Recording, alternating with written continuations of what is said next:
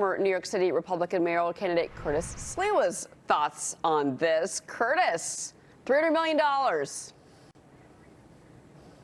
This is insane in the brain.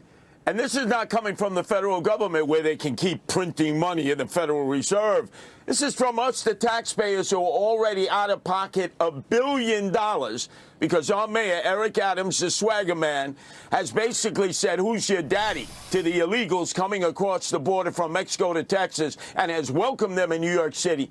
No federal money, no state money, so we're already having to pay $1 billion. Now, they want to drop $300 million on the taxpayer's head so that if you happen to be a criminal alien, let's say you're a gangbanger or a narco-terrorist or a sex trafficker, you make it to New York, whether you were guilty of crimes in your country of origin or while you were here, they are going to protect you. They're going to outsource your defense to criminal defense attorneys all throughout the state of New York at taxpayers' expense to fight for your right to commit crime and stay here in America. That is insane in the brain. That's crazy.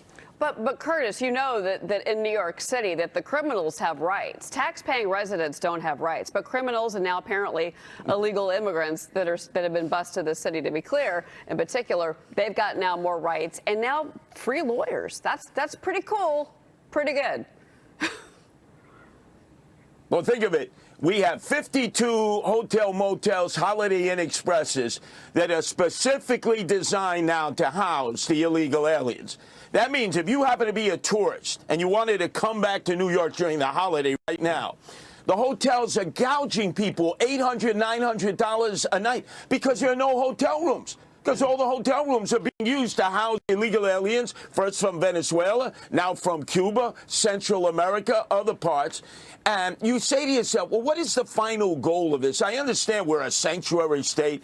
Are we competing with Gus Newsom in California? Are we trying to be the most friendly to criminal aliens? So if you happen to be members of MS-13, you want to come to New York. If you happen to be narco-terrorists, right, from some of the cartels in Mexico, you want to come to New York. Right. This is the place where if you're a criminal alien, you are going to want to establish yourself because your criminal defense is going to be provided by the taxpayers. I just want to be clear here that, you know, the concern is that there's a criminal element that's within this population that's come to New York City. There are a lot of women and children. We've seen them, not many, but we've seen them coming off of those buses. We've been covering that here at Fox Business and certainly helping them, especially the kids, reaching out. You know, you don't want to see these children lost in a city like New York, but at the same time, I think a lot of people are like, okay, wait a minute. You know, we want to help these folks somewhat, but giving them, to help them fight deportation and giving them free legal help to $300 million is a little too much. Let me move on to something else here. I want to get your reaction to this latest development here in the city. The mayor has just announced this major push to remove people with severe, untreated mental illness from the streets and the subways, even if they refuse.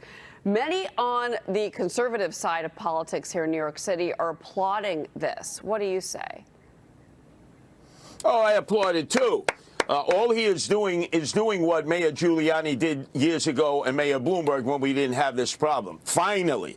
The problem is, like everything else with Eric Adams, the swagger man with no plan is, he has no plan to do this. In fact, the most important element, the police, weren't even informed of this. If you notice in the press conference announcing it, there were no members of the police department there. And then they were asked, where were you? And they said, what plan? We didn't know about any plan. So he's over in Qatar at taxpayers' expense at World Cup to learn about security there for future World Cup in New Jersey. And I'm saying to myself, great idea, Eric, but you got to put the plan into effect and let the police know who are the #1 group who's going to have to deal with the emotionally disturbed and homeless in the subway streets and parks. Okay, well, and he hasn't done that. Let me Typical take you to of Eric issue, Adams. though, okay, because, you know, look, and I've said this repeatedly, that in particular, mental illness and drug addiction have really gone hand in hand in this city, and we've seen that play out on the streets of New York for the last, well, really since the pandemic, even a little bit before that.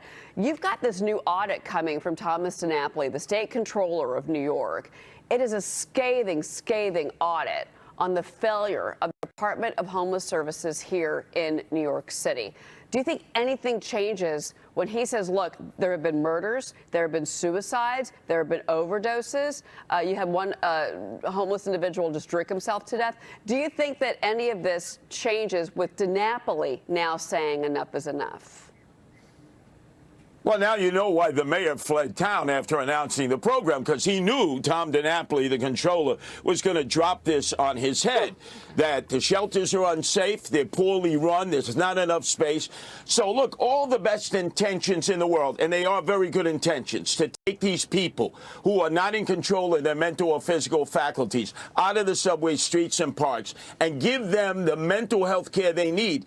If you don't have the space, if it's unsafe, and we're not giving the services, you know, all the great plans in the world are not going to be completed unless we deal with the problem of housing, of caring for them, and getting them mental health care. So the controller is absolutely right. Look, we see Kanye West, right, having a mental breakdown. You know how many people in the streets and subways are going through that same process of bipolar disorder, manic depression, psychosis? It's all over the city of New York, and shame on us. We haven't dealt with it through the 8 years of Bill de Blasio, who had a fake, phony program called Thrive that spent $1.5 billion and never took care of one mental health patient. Eric Adams shouldn't have to all of a sudden clean up the mess that Bill de Blasio left behind. You know what, Curtis? I'm glad he's trying. I will say that as a resident of the city. I hope that his efforts. We got to do something. Anyway, Curtis, we got to leave it there. It's good to see you, though. Curtis Sliwa, thank you. All the time. All right. See you soon.